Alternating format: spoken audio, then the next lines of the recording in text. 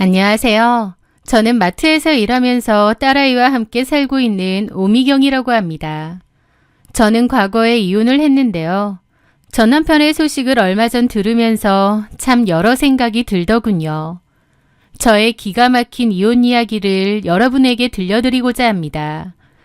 제 남편 정우진은 직원 3명을 두고 작은 규모의 유통사업을 꾸려가는 사람이었습니다. 직원 3, 4명 남짓의 작은 회사였지만 세상 그 누구보다 남편을 존경하고 믿어왔죠. 매일 아침 일찍 출근해 늦은 밤까지 거래처를 뛰어다니며 땀 흘리는 그의 성실함 하나만큼은 의심할 여지가 없었기 때문입니다. 우리 부부의 지난 20년은 결코 쉽지만은 않은 시간이었습니다. 남편이 처음 사업을 시작할 때만 해도 자본금이 턱없이 부족해 친정에서 돈을 빌리기도 했고 저 역시 아이를 낳기 전까지 맞벌이를 하며 생활비를 보탰습니다. 사업이 자리를 잡을 때까지 밤낮 없이 일하는 남편을 내조하기 위해 저는 집안의 모든 대소사를 홀로 책임졌습니다. 무엇보다 제 결혼 생활에서 가장 큰 비중을 차지했던 것은 바로 시어머니를 모시고 사는 일이었습니다. 시어머니는 남편이 어릴 적 혼자가 되신 후 홀로 아들을 키워내신 분이라 남편에 대한 집착과 애착이 남다르셨어요. 그래서인지 성격도 보통 까탈스러운 분이 아니셨죠. 음식에 간이 조금만 짜거나 싱거워도 숟가락을 내려놓으시기 일쑤였고 며느리인 제게 쏟아지는 크고 작은 잔소리와 참견은 하루도 끊일 날이 없었습니다. 빨래를 넣는 방식부터 청소하는 순서, 심지어는 제가 아이를 키우는 양육 방식에까지 하나하나 간섭하셨거든요. 하지만 저는 단 한 번도 시어머니께 얼굴을 붉히거나 대든 적이 없었습니다. 남편이 밖에서 힘들게 일하는데 집안에서 고부 갈등으로 신경 쓰게 만들고 싶지 않았고 홀로 남편을 키워내신 어머님의 세월을 존중해야 한다고 믿었기 때문입니다. 가끔 속이 상해 남몰래 화장실에서 눈물을 훔친 날도 있었지만 퇴근하고 돌아온 남편이 제 손을 잡으며 당신이 어머니 잘 모셔줘서 내가 밖에서 마음 편히 일한다. 고맙다 라고 해주는 그 따뜻한 말 한마디에 모든 서운함을 씻어낼 수 있었습니다. 까탈스러운 시어머니의 비위를 맞추고 성실한 남편을 내조하며 맑고 구김살 없이 자라준 딸을 지켜보는 것. 그것이 제 인생의 전부이자 소박하지만 단단한 행복이었습니다. 그렇게 영원할 것만 같았던 저희 가정의 평화에 돌이킬 수 없는 금이 가기 시작한 것은 딸 미래가 대학교 1학년 여름방학을 맞이했을 무렵이었습니다.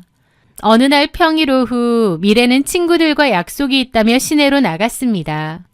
마침 약속 장소가 아빠의 사무실과 그리 멀지 않은 곳이어서 미래는 아빠도 보고 깜짝 놀라게 할 요량으로 남편의 사무실로 향했다고 했어요. 남편은 평소 딸밥으로 불릴 만큼 미래를 각별히 예뻐했기에 미래 역시 아빠가 자신을 보며 반가워할 거라 기대하며 사무실 건물로 들어섰죠. 그런데 그런 딸이 그 광경을 우연하게 보게 된 것이었어요.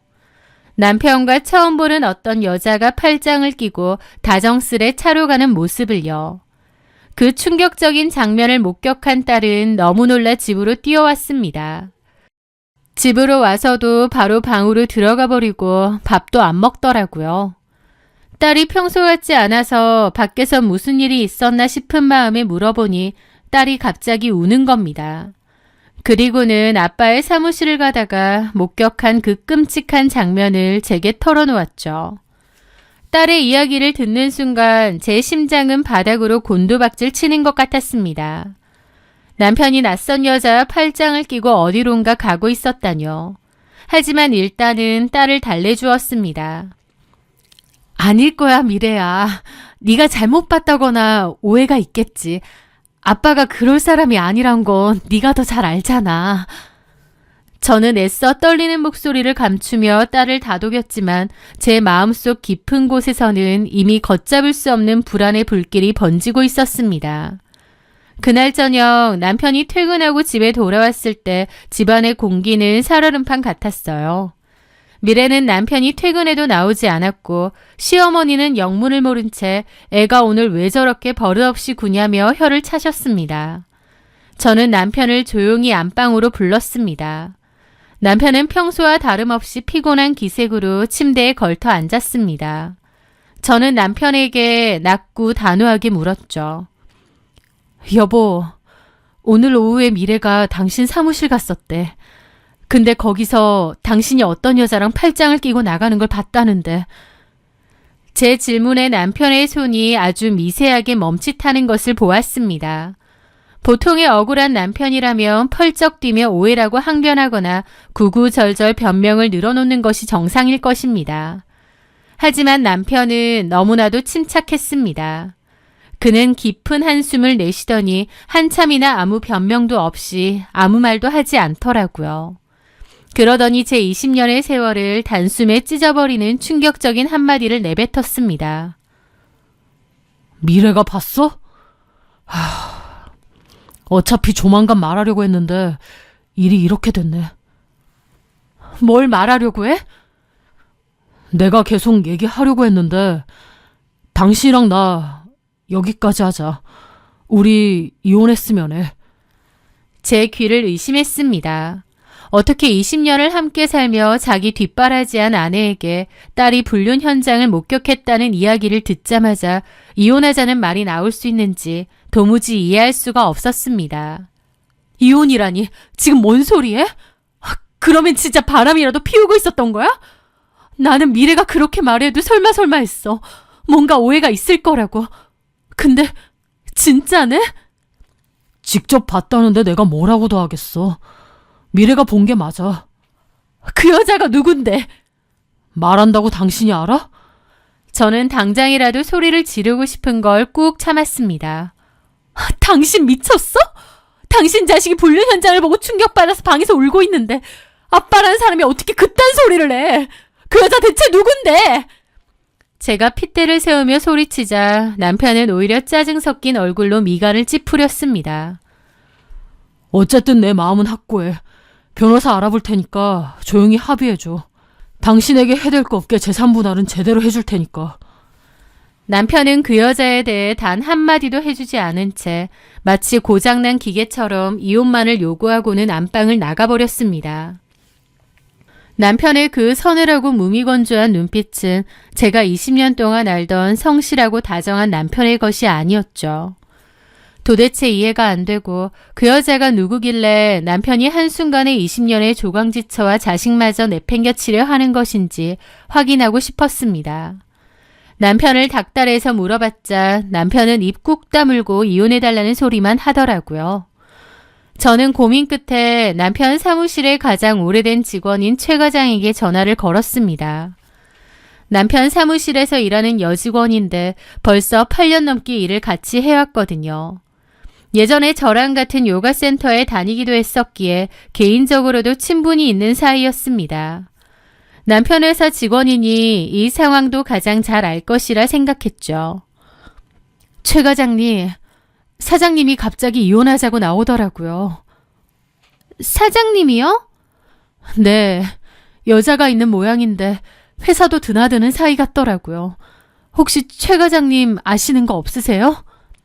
최 과장은 굉장히 당혹스러워 하더라고요.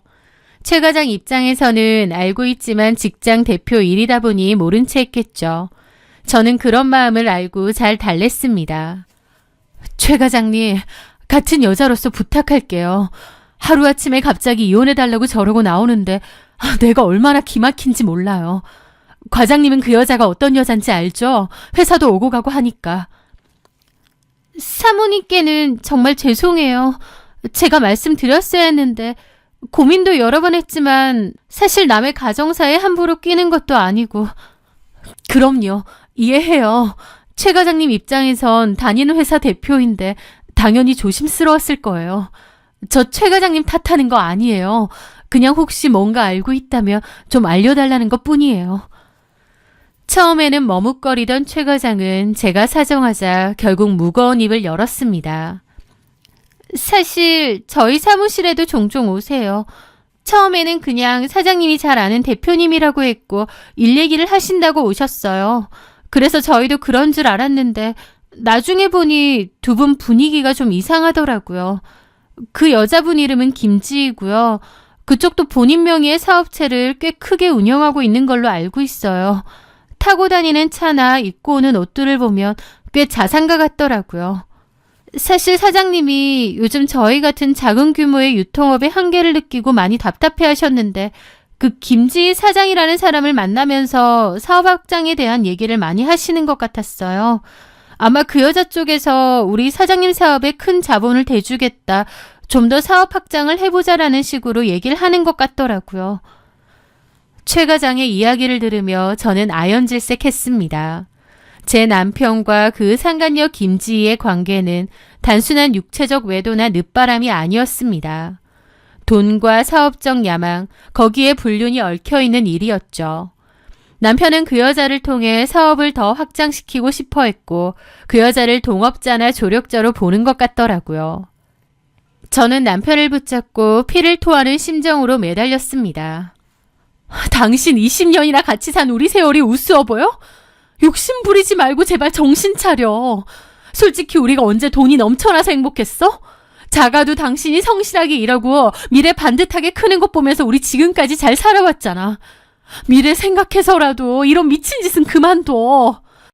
나 당신이 한번 실수한 걸로 칠 테니까 그 여자 정리하라고. 하지만 남편의 눈에는 이미 헛된 욕망의 탐욕스러운 빛이 가득 차 있었습니다. 그동안 행복했냐고? 아니, 나 그동안 너무 힘들었어. 사업 시작하려고 했을 땐 나도 포부가 꽤 컸는데 언제까지 직원 몇 명 데리고 푼돈이나 만지면서 굽실거려야 하는지 갑갑하더라. 나는 더 성공하고 싶은 사람인데 그게 마음대로 안 되니 얼마나 갑갑했는 줄 알아? 그러다가 알게 됐어. 성공하려면 성공할 수 있는 사람을 만나야 하는구나.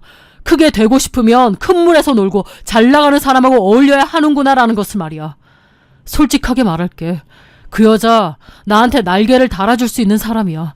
나는 더 잘 되고 싶어. 이렇게 그냥저냥 적당하게 살다가 후회 막심하면서 끝내고 싶지 않아. 당신이랑 20년 살면서 나 가장으로 최선을 다했어. 미래도 이제 대학생이니까 다 컸고 내 책임대로 나도 할 만큼 다 했다고 생각해. 이제 내 인생 좀 살아보자. 남편의 입에서 나온 말들은 비수가 되어 제 심장을 갈기갈기 찢어놓았습니다. 남편의 성공을 위해 제 청춘을 다 바치고 까탈스러운 시어머니의 온갖 수발을 다 들어왔는데 저렇게 말을 하니 기가 막히더라고요. 그럼 나는? 지난 20년 세월 동안 당신이 갖다 주는 돈으로 호의호식하면서 편하게 산 줄 알아? 당신 어머니 성정, 당신이 제일 잘 알잖아. 어머니 비위 맞춰가며 당신 불편함 없이 부족함 없이 내조하며 살림하고 아이 키우고. 남편은 벌컥 화를 내더라고요. 아, 그래, 알았어. 누가 당신 놀았대?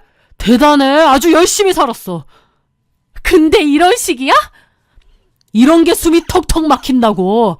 책임감으로 20년 넘게 살았으면 할 만큼 했어. 이제 미래도 성인 됐는데 우리 좀 각자 살면 안 될까? 나 좀 놔주라.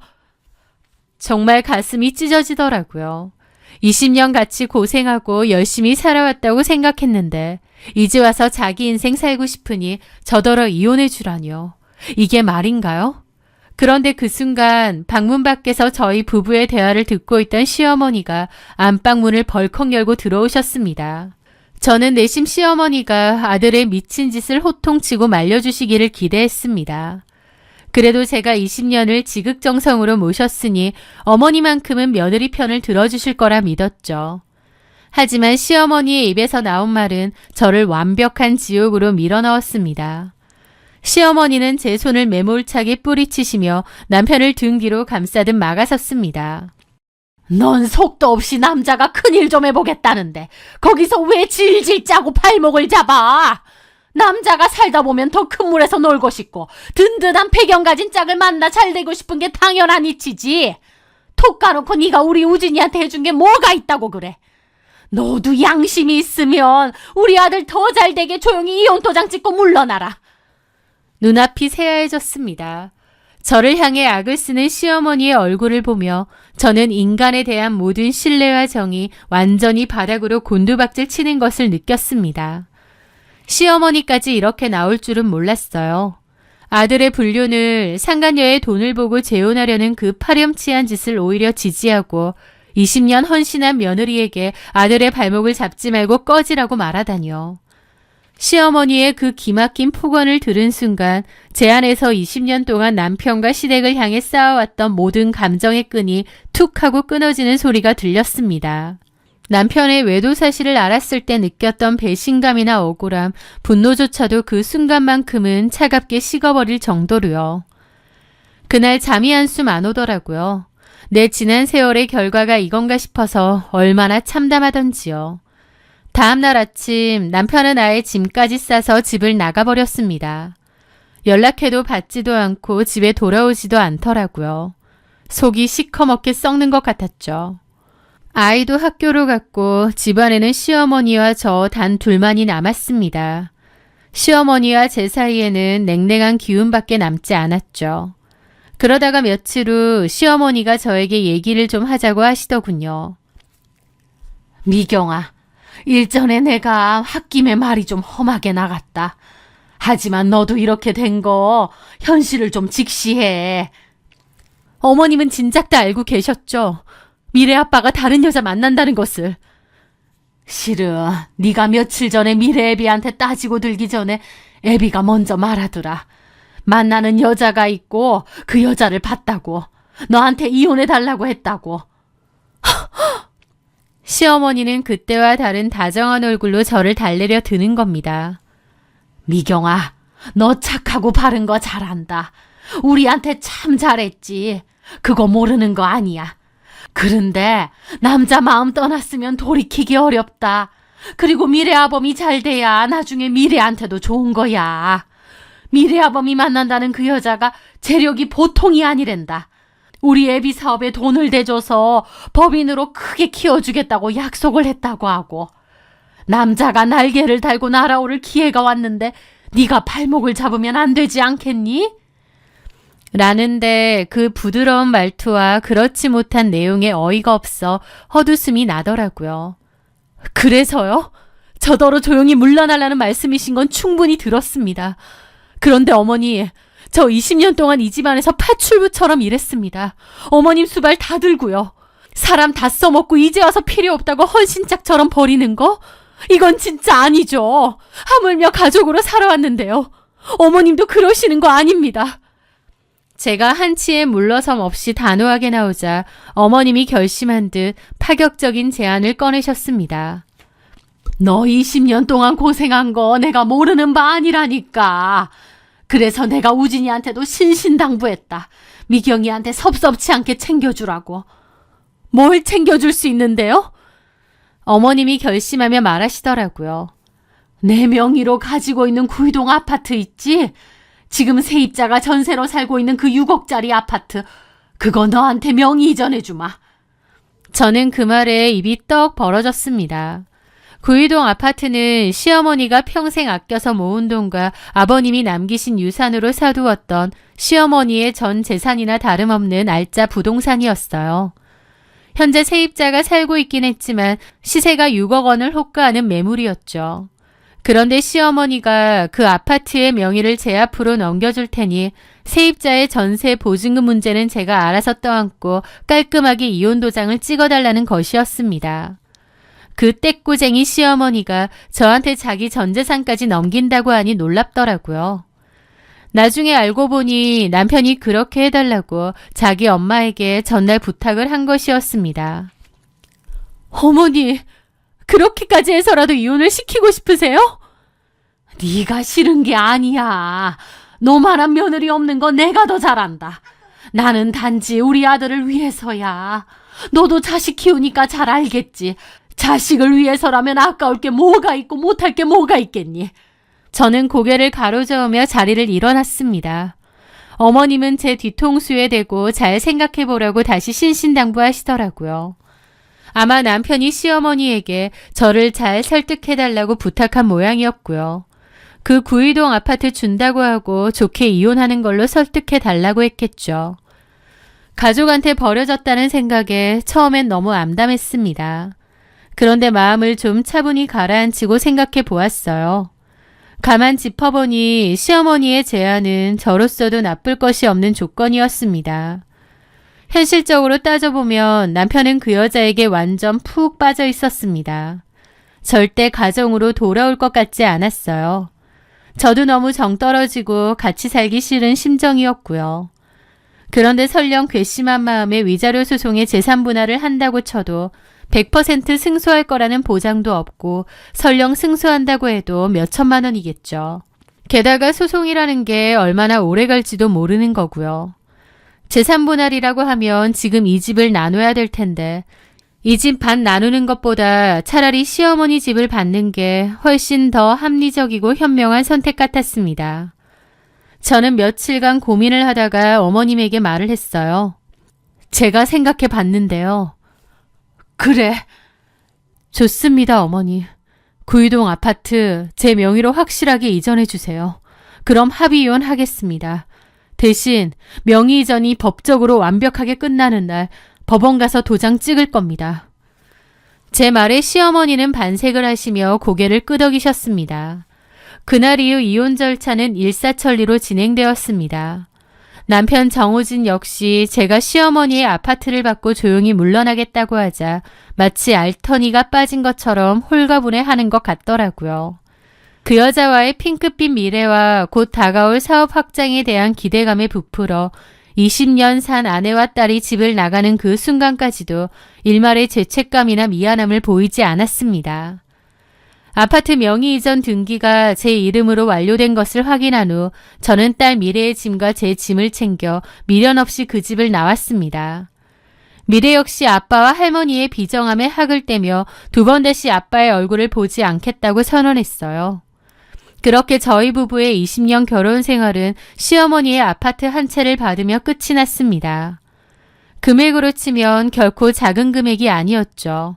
하지만 아무리 큰 돈이라 한들 남편과 시어머니에게 받은 상처가 쉽게 아물어지지는 않더라고요. 그럼에도 계속 살아가야 했죠. 이혼 후 저는 딸과 함께 작지만 아늑한 빌라를 얻어 새로운 삶을 시작했습니다. 그 아파트는 전세로 살고 있는 사람들이 있기에 계속 유지하기로 했고요. 이혼하고 처음에는 참 마음이 힘들었는데 그것도 적응하고 나니 또 나름 괜찮더라고요. 20년 동안 매일 아침 시어머니의 눈치를 보며 국을 끓이고 남편의 퇴근을 기다리며 전전긍긍하던 시간들이 사라지자 오히려 평화로움이 찾아왔거든요. 딸 역시 아빠의 불륜으로 인한 상처를 서서히 극복하며 학업에 매진했고 저는 지인 소개로 작은 마트에 취업하여 제 손으로 돈을 벌며 당당하게 살아가기 시작했습니다. 소문으로 남편이 그 여자와 재혼을 한다고도 했고 의리의리하게 산다는 소문도 듣긴 했어요. 하지만 그들이 삶이 어떻게 되든 제 알바가 아니었고 그저 제 인생을 최선을 다해 묵묵히 살아갔습니다.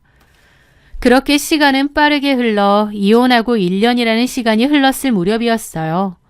갑자기 전 시어머니로부터 전화가 왔습니다. 미경아! 술에 취하신 건지 울부짖듯 외치더라고요. 누구세요?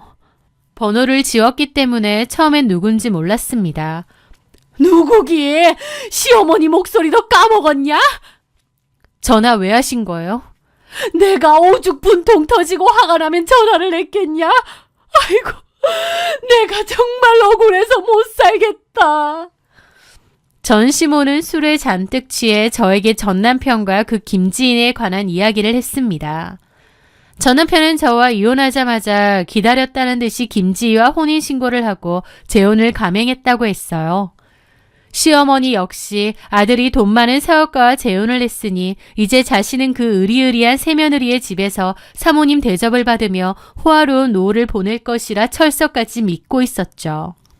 남편은 저랑 이혼을 살고 있던 집도 정리했기에 당연히 시어머니는 아들과 새며느리가 당연히 자신을 고급 아파트로 모시고 가 평생 호강시켜 줄 거라 믿었을 겁니다. 하지만 시어머니의 그 얄팍한 계산은 철저한 오산이었습니다. 새로 들어온 며느리 김지희는 저처럼 고분고분하게 시어머니의 잔소리를 참아내며 시중을 드는 미련한 여자가 아니었습니다. 그녀는 철저한 사업가였고 이기적이고 계산적인 사람이었습니다. 김지희는 전 남편에게 시어머니는 같이 살 수 없다. 따로 집을 구해드려라 라고 했대요. 그런데 상간녀의 자본력에 완전히 목줄이 잡힌 전 남편은 새로운 아내의 심기를 거스르면 안 되니 바로 친엄마를 배신했다고 했습니다. 자기 엄마한테 따로 집을 구해드릴 테니 따로 살자고 했다는 거예요. 나중에 사업 좀 더 풀리면 그때 좋은 집 마련해 드린다는 결코 지키지 않을 거짓말을 하면서요. 결국 시어머니는 며느리의 매몰찬 거절과 아들의 배신에 떠밀려 변두리의 낡고 좁은 빌라 전셋방으로 쫓겨나듯 들어가 혼자 살게 되었다는 겁니다.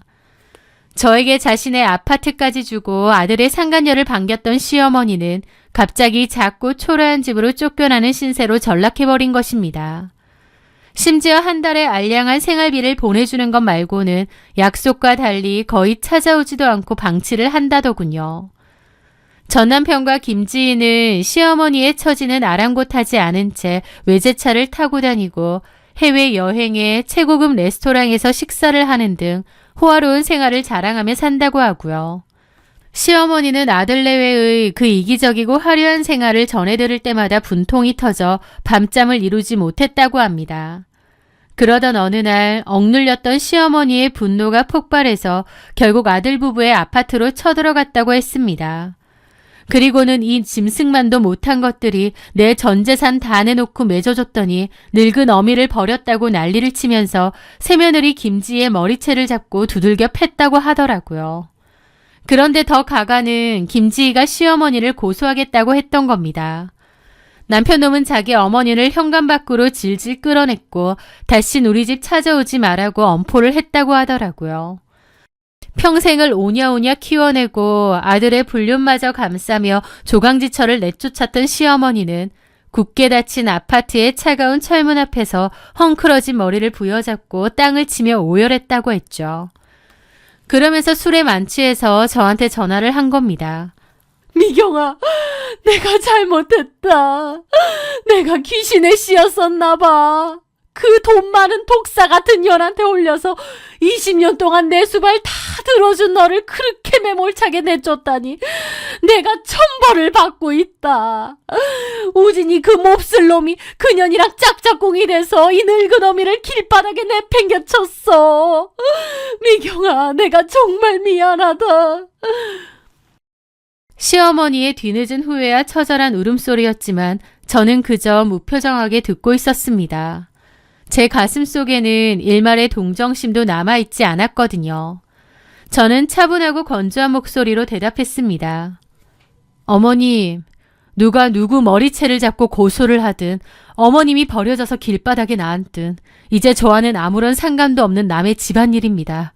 저한테 전화해서 하소연하지 마세요. 어머님이 아들 불륜 부추기고 저 내쫓으면서 선택하신 새며느리잖아요. 어머님이 아들을 그렇게 키우신 거예요. 20년 같이 산 마누라도 헌신짝처럼 버리고 자기 엄마도 돈 때문에 팽개치는. 어머님이 아들 잘못 키우셨는데 이제 와서 원망하면 뭐하나요. 이혼 도장 찍었을 때 저랑은 남남 되신 겁니다. 길거리에서 마주쳐도 아는 척할 필요 없는 남이요. 이제 제 번호로 연락하지 마세요. 저는 미련 없이 전화를 끊어버렸습니다. 끊어진 전화를 손에 쥐고 생각했죠.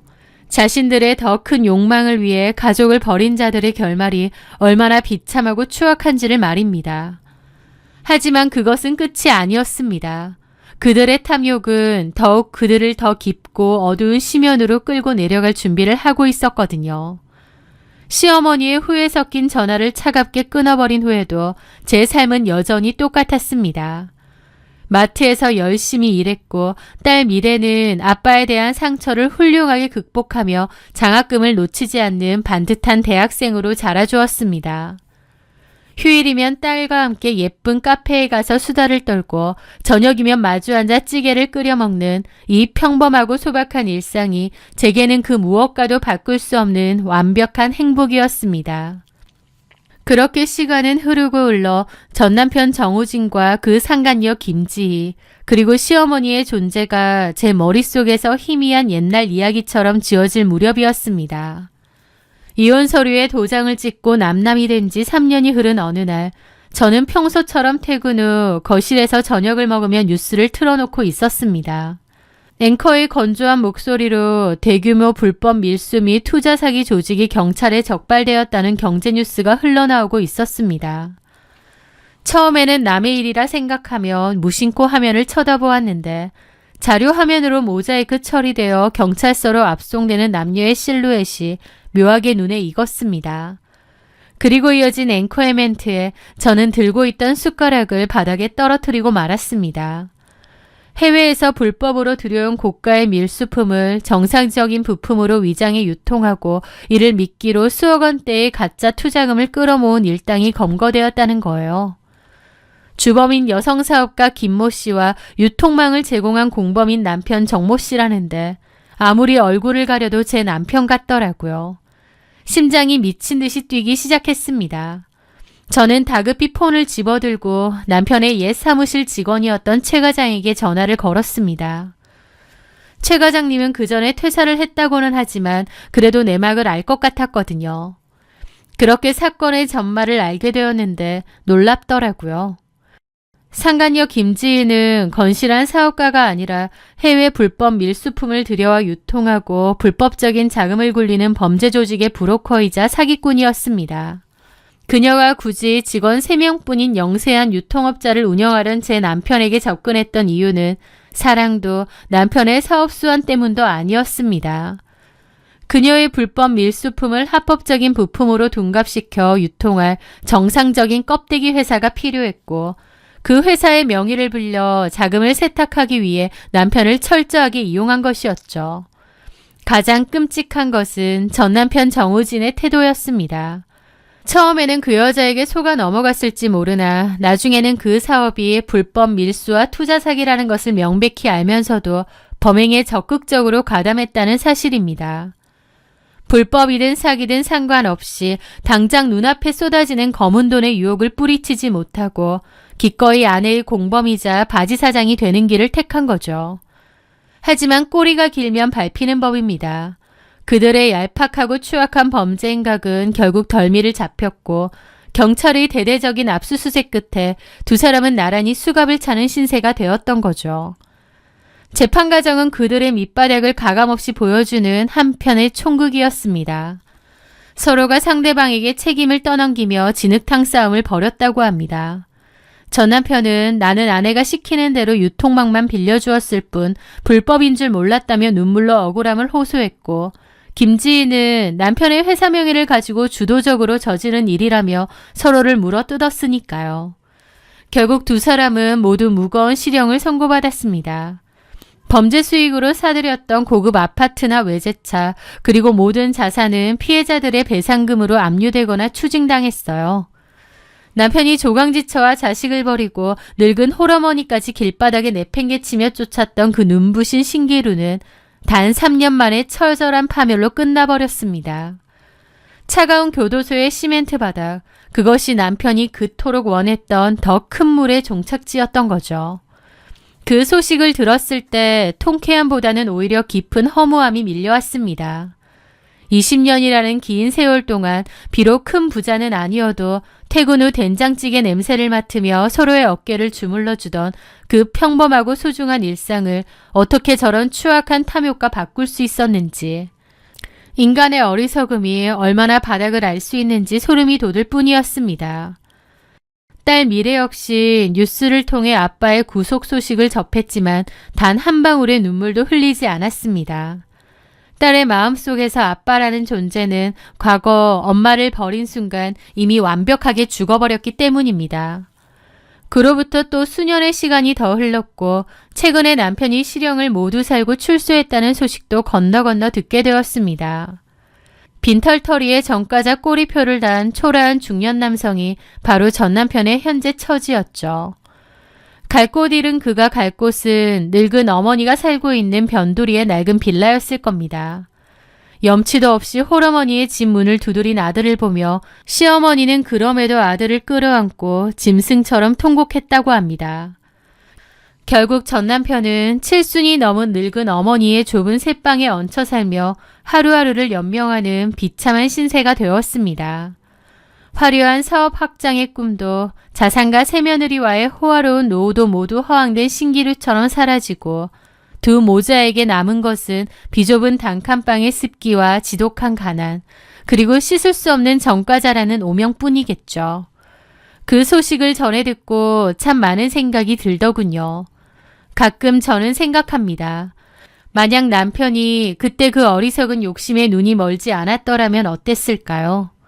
비록 사업이 크게 번창하지는 않더라도 직원들과 소박하게 회사를 꾸려가며 저녁이면 아내가 차려주는 따뜻한 밥을 먹고 반듯하게 자란 대학생 딸을 지켜보며 평온하게 늙어갔을 것입니다.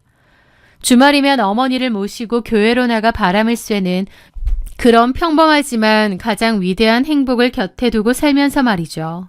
하지만 남편은 자기 손안에 쥐어져 있던 그 빛나는 보석들을 시시한 돌멩이 취급하며 내다 버렸고 독을 품은 가짜 황금에 손을 뻗었다가 스스로의 인생을 불구덩이 속으로 던져버렸습니다.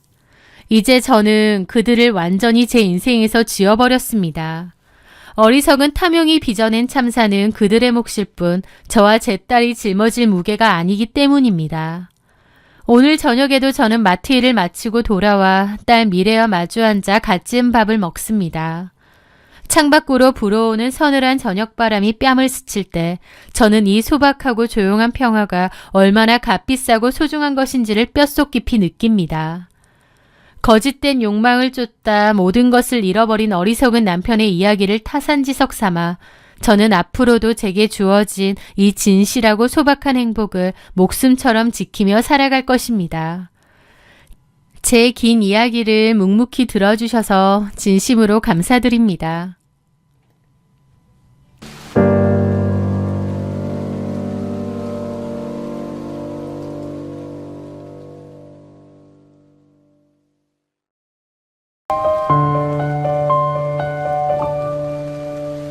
안녕하세요. 저는 대기업에 재직 중인 30대 직장인 이예원이라고 합니다. 세상에서 제가 가장 사랑하고 존경하는 저희 엄마, 그리고 제 인생에서 완벽하게 걸러진 최악의 인연들에 대한 이야기를 담백하게 해보려 합니다. 저희 부모님은 제가 16살이 되던 해에 이혼을 하셨습니다. 원래 아빠는 작은 가게를 운영하셨는데 무리하게 사업을 확장하다가 결국 실패하고 말았어요. 그 후로 아빠는 직장을 구하지 않고 매일같이 술에 절어 살았습니다. 술만 마시면 집에 들어와서 엄마에게 소리를 지르고 세간살이를 부수며 폭력을 행사하게 되었죠. 엄마는 그래도 아빠가 사업 실패로 상심이 커서 저러는 것이라며 어떻게든 아빠를 이해하라 하셨어요. 그래도 가족인데 불쌍하다는 이유로 그 모진 세월을 꾹꾹 참아내신 거죠. 하지만 아빠의 폭력은 날이 갈수록 심해졌고 어느 날 술에 취한 아빠가 저에게까지 손찌검을 하는 일이 벌어졌습니다. 자신이 맞는 것은 참았던 엄마였지만 귀한 딸이 맞는 모습을 보자 완전히 눈이 뒤집히셨습니다. 엄마는 그날부로 미련 없이 아빠와 서류를 정리하고 이혼을 감행하셨거든요. 그렇게 엄마는 제 손을 꼭 잡고 연고도 없는 서울로 올라오셨습니다. 저희 모녀가 처음 자리 잡은 곳은 볕도 잘 들지 않는 낡은 반지하 단칸방이었어요. 엄마는 저를 굶기지 않기 위해 닥치는 대로 일을 하셨죠.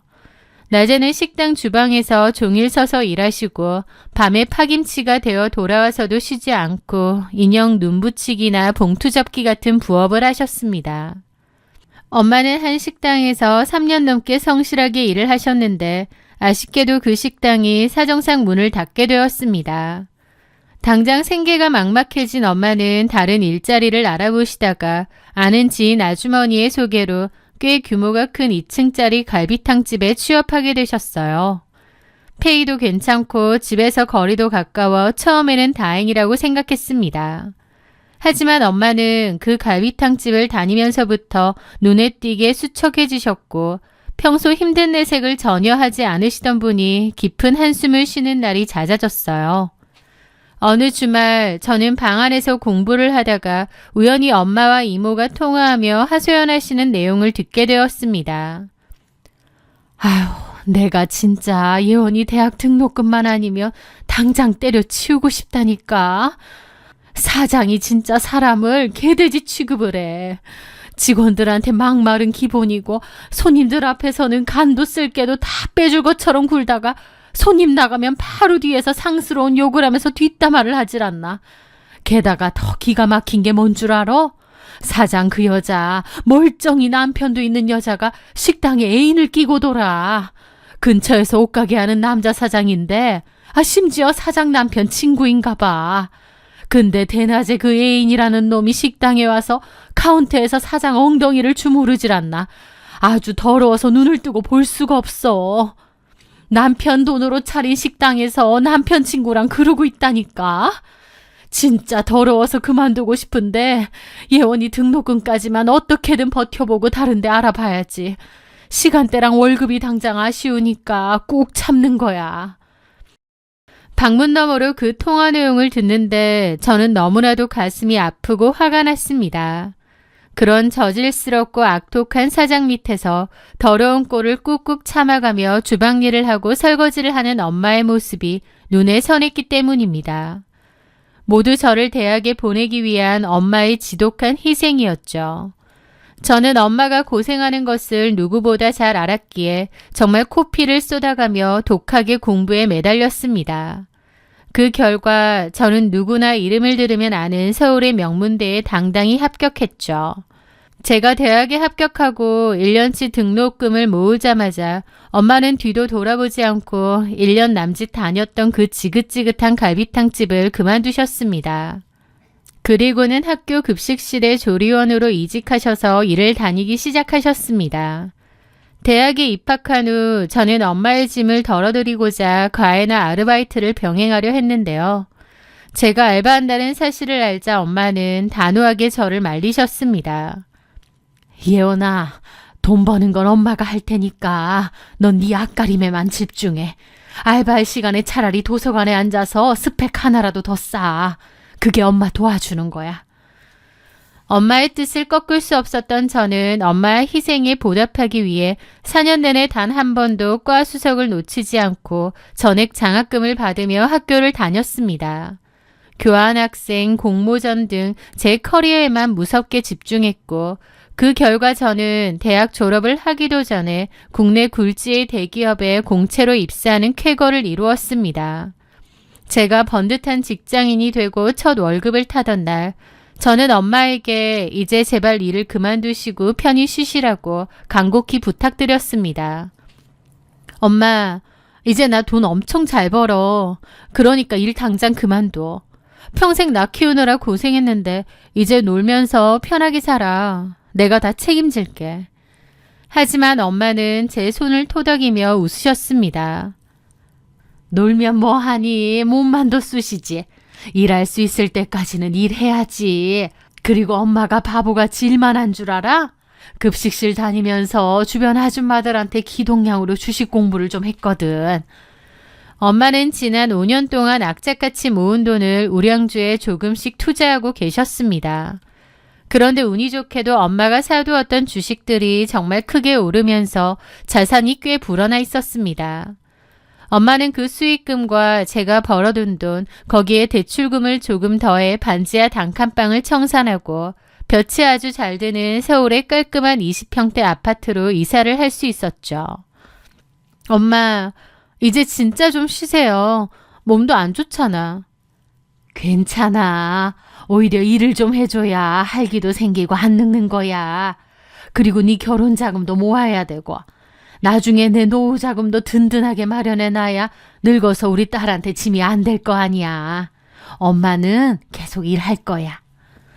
엄마의 그 깊은 사랑에 저는 그저 눈시울을 붉힐 수밖에 없었습니다.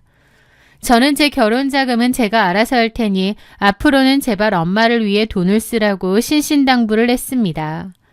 그 후로 저는 주말마다 엄마를 모시고 예쁜 카페도 가고 해외여행도 다니며 그동안 누리지 못했던 행복한 모녀의 시간을 보냈습니다.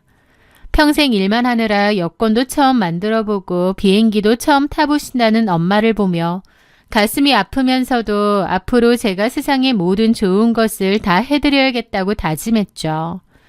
그렇게 안정적이고 행복한 일상을 보내던 중 저는 지인의 소개로 홍준호라는 남자를 만나게 되었습니다.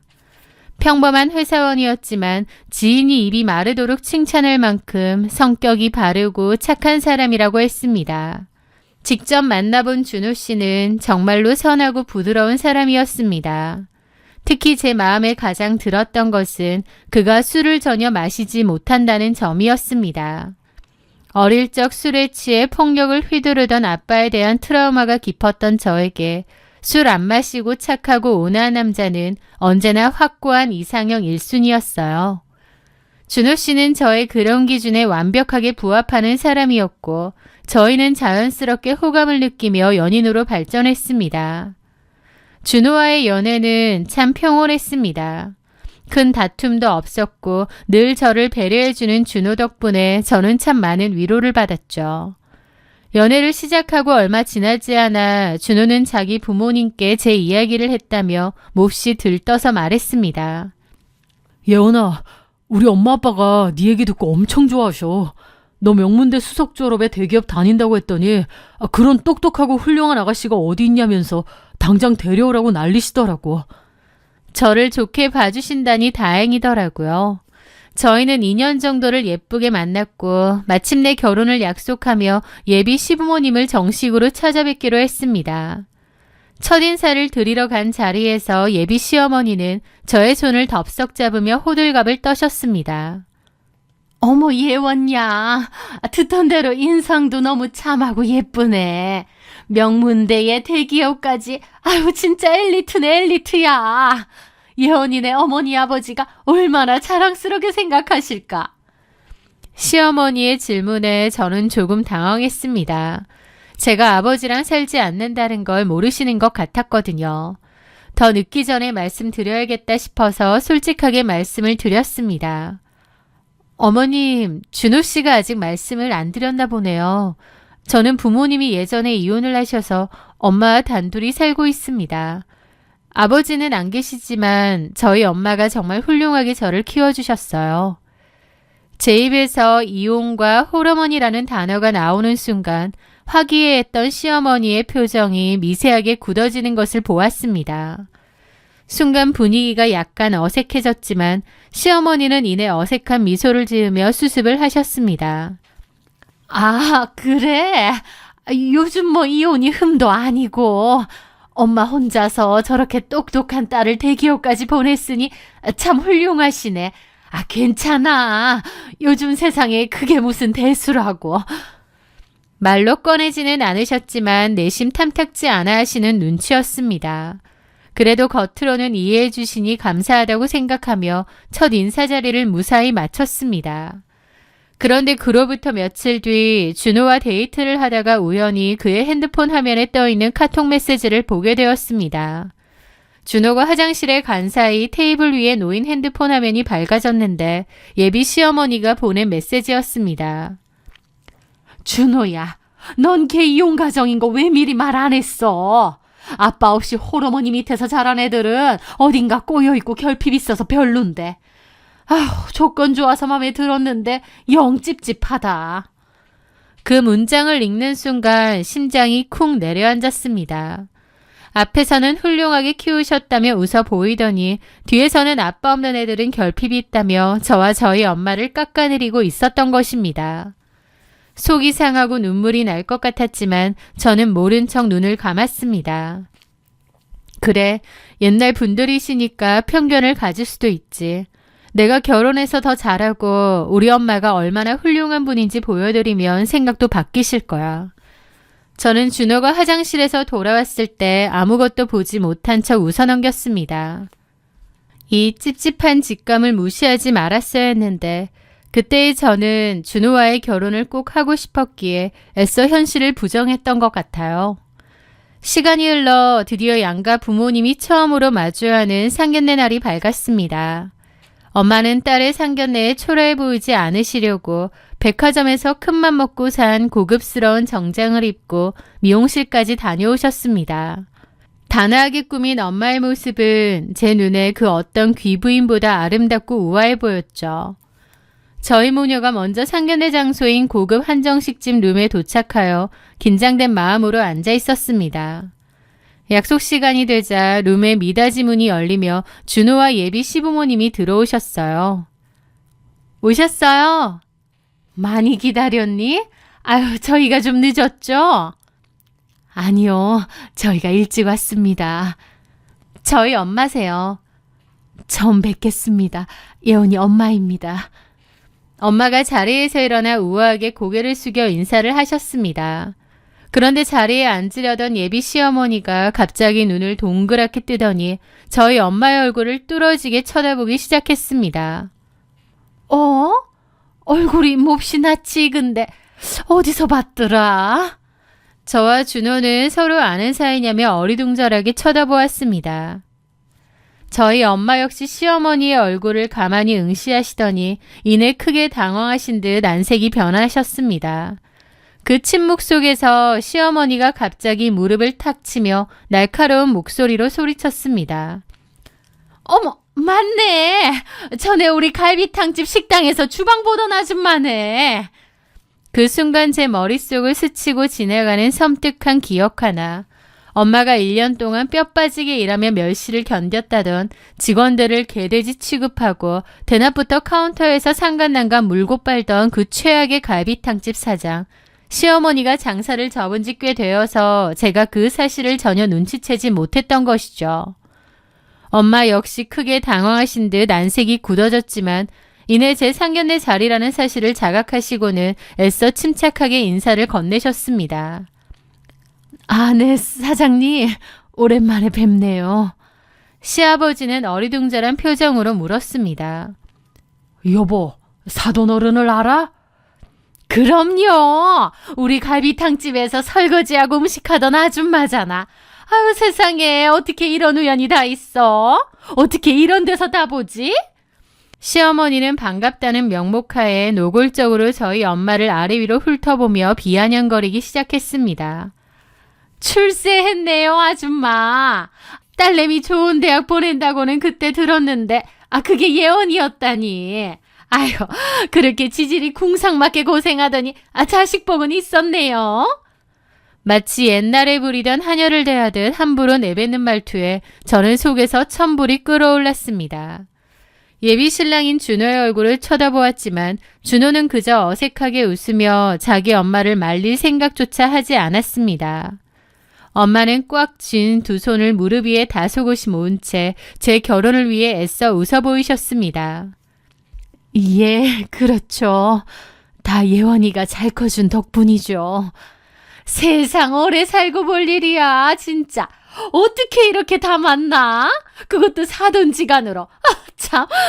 아니, 나는 그때 사장이다 보니 직원들이랑은 밥도 같이 안 먹었거든. 근데 이제는 나랑 이렇게 마주 앉아서 겸상도 다 하네요, 아줌마. 아이고, 이제 아줌마라고 하면 안 되나? 시어머니 입에서 나온 그 천박한 소리에 시아버지조차 눈살을 찌푸리셨습니다. 여보, 사돈 어른 될 분한테 말이 좀 지나치잖아. 그만해. 내가 뭘 어쨌다고 지나쳐요. 옛날 주방 아줌마 오랜만에 만나서 너무 반가워서 그러지. 안 그래요, 아줌마? 자, 사돈 어른. 입에 영 안 붙네. 아줌마가 입에 더 붙어. 예비 시어머니의 몰상식하고 무례한 행동에 저는 당장이라도 테이블을 엎고 식당을 나가고 싶었습니다. 하지만 엄마 앞에서 안 좋은 꼴을 보이기 그래서 일단 참고 나중에 남친에게 얘기를 해서 그냥 조용히 끝내야겠다 싶더라고요. 그렇게 입술을 꽉 깨물며 분노를 사귀고 있는데 코스 요리가 나오면서 시어머니의 막말은 점점 더 선을 넘기 시작했습니다. 근데 준호야, 사돈지간에 이렇게 수준 차이가 너무나도 괜찮겠니? 나는 예원이가 명문대 나왔다길래 집안도 꽤 빵빵한 줄 알았지 뭐야. 시어머니는 젓가락을 식탁 위에 탁 소리나게 내려놓으며 저를 똑바로 쳐다보셨습니다. 내가 우리 예원이는 똑 부러져서 참 좋게 봤는데 사돈 수준을 보니까 솔직히 이 결혼 다시 생각해야 되는 게 아닌가 싶네. 아무리 그래도 그렇지 서로 격이 좀 안 맞지 않나? 저는 너무 놀라 눈을 커다랗게 떴습니다. 어머니, 말씀이 너무... 아이고, 농담이야, 농담. 내가 직설적이라 농담을 좀 세게 해. 예원이가 지금 잘 됐고 싹싹하니까 내가 다 눈 감아주고 봐줄게. 시어머니는 농담이라는 변명으로 사람을 철저하게 짓밟고 있었습니다. 그러더니 기어코 뇌를 거치지 않은 망언을 쏟아내더라고요. 참 아줌마, 아니 사돈, 예전에도 손맛은 꽤 좋았던 걸로 기억하는데 그럼 앞으로 우리 집에 솜씨 좀 발휘해서 밑반찬 좀 해다 줘요. 그리고 마침 조만간 김장철이기도 하니까 시간 내서 우리 집에 와서 김치도 좀 담가주고 그래. 예전 주방 이모들 솜씨 중에 그래도 예원 엄마가 제일 쓸만했거든. 사돈끼리 그래줄 수 있죠? 그 말을 듣는 순간 제 머릿속에서 팽팽하게 당겨져 있던 인내심의 끈이 툭 하고 끊어져 버렸습니다. 참고 조용히 끝내려고 했는데 도저히 안 되겠더라고요. 저희 엄마를 대놓고 깔아뭉개는 꼴을 더는 지켜볼 수 없었습니다. 저는 의자를 거칠게 뒤로 빼며 자리에서 벌떡 일어났습니다. 어머니, 말씀이 너무 무례하시네요. 듣기 거북할 정도입니다. 저희 엄마가 예전에 어머님 식당에서 일한 건 맞는데 직원으로서 열심히 일하셨어요. 이런 식으로 비아냥거리는 말씀 들을 이유 없는데요? 제 말의 순간 룸 안에 싸늘한 정적이 내려앉았습니다. 놀란 준호가 제 팔목을 잡으려 했습니다. 예원아, 갑자기 왜 그래? 참아, 우리 엄마가 그냥 옛날 생각나서 편하게 하신 말씀이잖아. 편하게? 넌 지금 저게 편한 걸로 보여? 어머니, 저희 엄마가 어머님 반찬을 대체 왜 해드려야 되죠? 아니, 쟤 왜 혼자 발끈하고 난리야? 얘 준호야, 이 결혼 없단 일로 해라. 제 자격지심 보통이 아니다. 내가 뭘 했다고 저 혼자 난리야? 엄마! 저는 준호의 손을 차갑게 뿌리치고 시어머니를 똑바로 노려보았습니다. 자격지심? 어머니, 아니 결혼 파토났으니 어머님이라고 할 필요도 없겠네요. 홍준호 어머니, 수준 차이라고 하셨죠? 네, 맞네요. 이런 교양 없고 천박한 집안이랑은 저희 집 수준이 안 맞아서 저도 이 결혼 안 되겠네요. 그만하겠습니다. 제가 폭탄 선언을 하자 시아버지는 크게 당황하셨고 시어머니의 얼굴은 분노로 불그락 푸르락해졌습니다. 엄마, 일어나. 미안해요. 이런 데서 시간 낭비하지 말고 가자. 제가 엄마의 가방을 챙겨들자 시어머니가 테이블을 주먹으로 내리치며 악을 썼습니다. 기가 막혀서. 야, 홍준호, 쟤 지금 뭐라니? 내가 틀린 말 했어? 시어머니는 특유의 앙칼진 목소리로 저를 향해 삿대질을 해댔습니다. 아유, 진짜 이래서 가정교육이 무서운 거야. 애비 없이 자란 티를 이렇게 중요한 상견례 자리에서 대놓고 내다니. 네 애미가 그렇게 가르치디? 애비 없이 자란 티. 그 단어가 시어머니의 입 밖으로 튀어나오는 순간 쩔쩔매시던 저희 엄마의 고개가 번쩍 들렸습니다. 자신이 무시당하는 것은 딸을 위해 참을 수 있었지만 귀한 딸이 모욕당하는 것은 엄마의 영린을 건드린 것이었으니까요. 엄마의 눈빛이 서늘하게 가라앉았습니다. 언제 주눅 들었냐는 듯 엄마는 아주 차갑고 단단한 목소리로 입을 여셨죠. 준호 어머니, 방금 뭐라고 하셨습니까? 엄마의 뿜어져 나오는 포스에 시어머니가 흠칫 놀랐습니다. 애비 없이 자란 티? 가정교육? 말씀 그렇게 함부로 하시는 거 아닙니다. 예전에 일했던 직원 오랜만에 만나서 많이 반가우신가 본데, 예, 저도 예전에 그 갈비탕집 주방에서 일했을 때 생각이 참 많이 나네요. 잊을 수가 없죠. 하도 어이가 없어서. 엄마는 테이블을 짚고 천천히 시어머니를 향해 몸을 기울였습니다. 그때 직원들한테 돌아가면서 식당일 뿐만 아니라 준호 어머님 개인 심부름도 참 많이 시키셨잖아요. 그래서 제가 준호 어머님에 대해서 사적으로 알고 있는 게 상당히 많은데 여기서 이렇게 함부로 막말하셔도 정말 괜찮으시겠어요? 나중에 후회 안 하실 자신 있으십니까? 엄마의 의미심장한 말에 시어머니의 눈동자가 갈 곳을 잃고 미세하게 흔들리기 시작했습니다.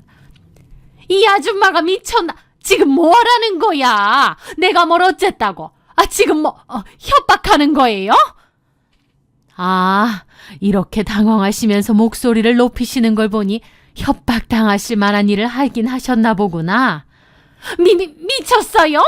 내가 그런 일 한 적이 어딨어? 헛소리 하지 마.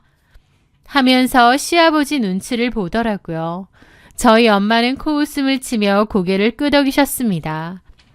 아, 그런 일 하신 적 없어요? 아, 그럼 준호 아버지도 옆에 계시는데 거리낌 없이 떳떳하신 거였구나. 아, 그럼 제가 다 얘기해도 되겠네요. 아니, 지금 무슨... 엄마는 거침없이 시어머니의 추악한 과거를 끄집어내기 시작했습니다. 갈비탕집 건너편에서 골프웨어 매장하시던 박 사장님 말이에요. 그분이 유독 저희 식당에 자주 오셨잖아요? 박 사장이라면 철민이? 아니, 밥 먹으러! 밥만 드신 거 아니잖아요? 직원들 다 보는 식당 구석에서 박 사장의 사장님 엉덩이 주무르고 만지고 직원들 쉬라고 만든 휴게실에서도 두 분 무슨 일 때문인지 자주 들어가셨던 거 저 똑똑히 다 기억하는데요. 거기서 뭐 하셨어요? 너무 역겨워서 주방 이모들끼리 뒤에서 욕 많이 했었거든요. 시어머니의 입술이 파르르 떨리기 시작했습니다.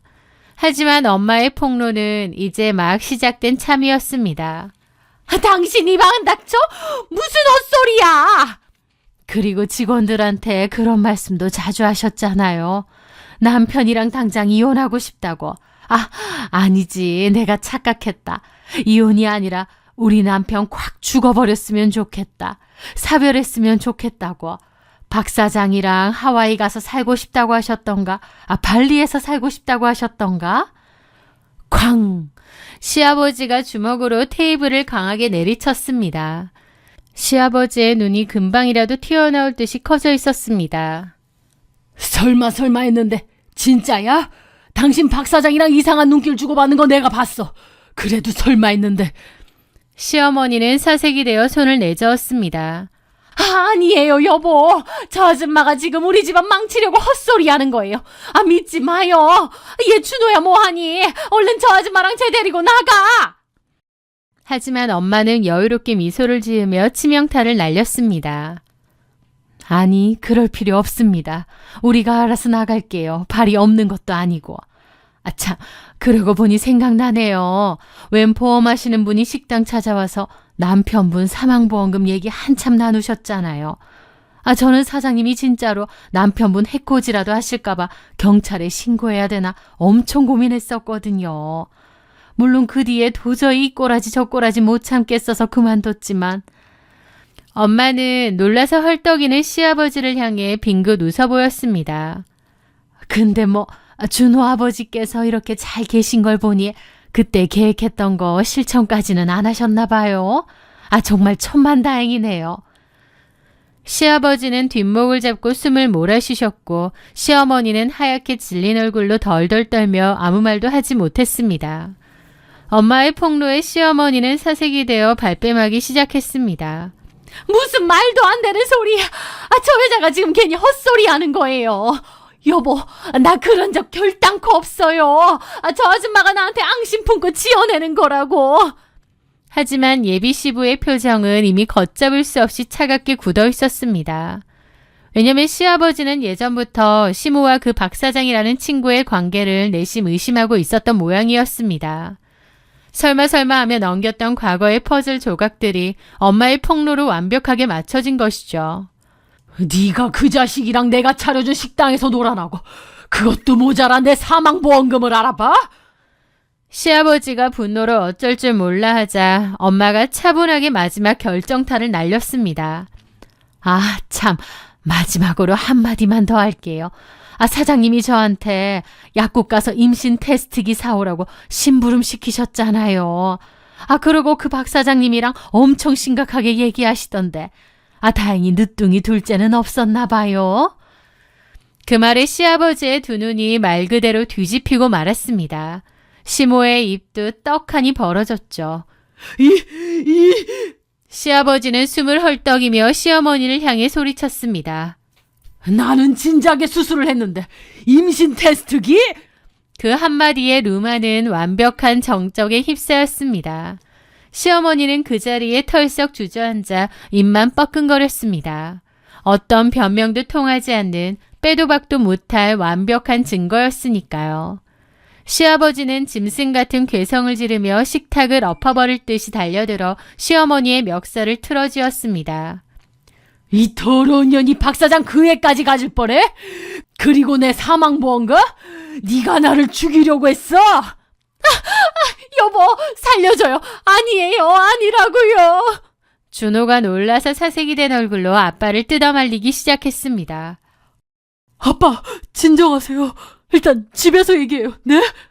루마는 순식간에 깨진 그릇과 고함 소리가 뒤엉킨 쑥대밭이 되었습니다. 저는 그 난장판 속에서 조용히 엄마 손을 잡았습니다. 엄마, 우리 이제 가자. 엄마도 고개를 끄덕이셨고 저희 모녀는 서로 멱살을 잡고 나뒹구는 시부모와 그들을 말리는 준호를 뒤로 한 채 미련 없이 식당을 빠져나왔습니다. 밖으로 나오니 시원한 바람이 불어왔습니다. 엄마는 제 손을 꼭 잡고 걱정스러운 얼굴로 물으셨습니다. 예원아, 너 괜찮니? 그래도 2년이나 사귄 사람인데 엄마 때문에 네 결혼이 이렇게 파토가 나서 어떡해. 저는 엄마를 향해 활짝 웃어 보였습니다. 슬프긴 나 진짜 10년 감수했어.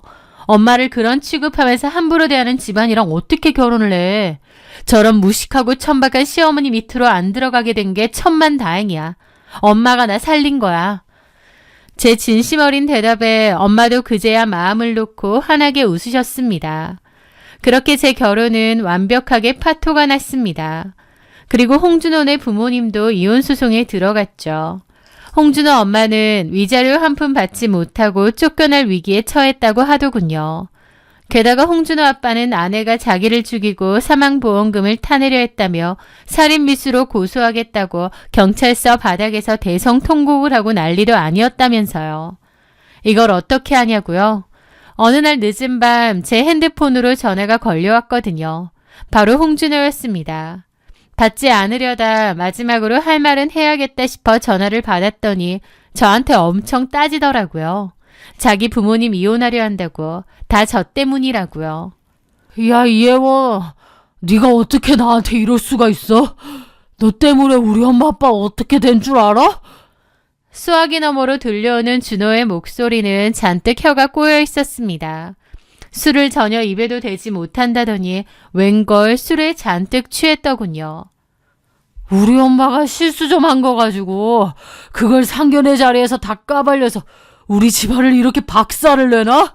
네가 그러고도 무사할 줄 알아, 이 나쁜 년아? 저는 헛웃음이 나왔습니다. 실수? 외도하고 남편 사망보험금 노린 게 실수니? 그리고 너 술 한 잔도 못한다더니 지금 술 먹고 주사 부리는 거야? 뭐? 내가 술 좀 마신 게 어때서? 너 진짜 그따위로 살지 마. 애비 없이 자란 티내냐? 본성이 튀어나오자 그 역시 자기 엄마와 똑같은 수준의 막말을 쏟아냈습니다. 저는 차갑게 대꾸했습니다. 와, 너 참 네 엄마 똑 닮았구나. 2년 동안 술 못 마시는 착한 척 연기하느라 고생 많았다. 나한테 애비 없이 자란 티내냐고 했지? 나도 얘기해줄게. 너 그따위 애미 밑에서 자란 티나. 이제 평생 그렇게 너랑 똑 닮은 니네 엄마랑 붙어서 살아라. 저는 통화 종료 버튼을 누르고 미련 없이 그의 번호를 차단했습니다. 술은 입에도 못 대고 성격이 온순하다던 제 이상형은 자기 엄마의 피를 그대로 물려받은 최악의 인간이었습니다. 만약 상견례 자리에서 시어머니가 저희 엄마를 알아보지 못했다면 어땠을까요? 저는 겉모습에 속아 저런 끔찍한 사기꾼 집안에 제 발로 걸어 들어갔을 겁니다. 과거에 엄마가 겪었던 고생과 희생, 그리고 반지하 단칸방에서 악착같이 버텨왔던 엄마와 저의 시간들, 그 모든 험난했던 시간들이 결국 저를 지켜주기 위한 단단한 방패가 되어주었다고 생각합니다. 저는 홍준호와 파혼한 뒤 어느 때보다 평화롭고 여유로운 일상을 보내고 있습니다. 결혼이라는 건 신중해야 되니까 앞으로 어떤 느낌이나 단편적인 시선으로만 상대방을 따지지 않으려 해요. 그리고 상대방 부모의 학력이나 재산이 아니라 인품이 어떤지 꼭 봐야겠다는 생각이 듭니다. 물론 정말 사랑하거나 이 사람 아니면 안 될 것 같다는 정도가 아니면 결혼 안 하고 그냥 엄마랑 살 생각도 있어요. 앞으로 저를 위해 평생을 헌신하신 엄마에게 모든 것을 보답하며 세상에서 가장 행복한 모녀로 살아갈 거거든요. 엄마가 예전에 저한테 그랬듯 앞으로는 제가 엄마를 잘 보살피며 살려고 합니다. 제 이야기를 끝까지 들어주셔서 진심으로 감사합니다.